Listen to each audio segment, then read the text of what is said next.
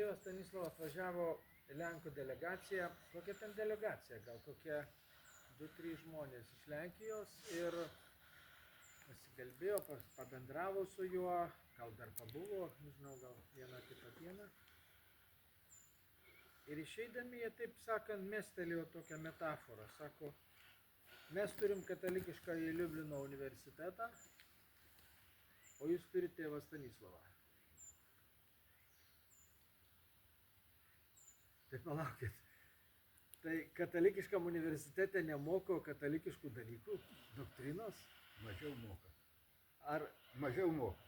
ar tie Moko mažiau. Ne, katalikiškas tai ypatingai Mažiau sovietmečiu. dvasingumą. Ne, ten labai daug buvo. Katalikiškam Kodėl nepasakė, kad Liublino. tėvas Stanislavas geriau? Čia užtat reikia kaip meditacija. Dabar, reiškia, tai tada, ar tie žmonės, kurie moko, reiškia, teologiją dėsto, ten visus moralės dalykus, ar jie mažiau gyvena, seka Kristumi, gyvena su Kristumi? Turbūt ne mažiau. Nesupranti, kur yra cvekas to pasakymo? To pasakymo šis širdis yra, turbūt yra tada, kad jis buvo originalas, reiškia, kažkada davęs įžadus kapucino, prisimena tą net Janus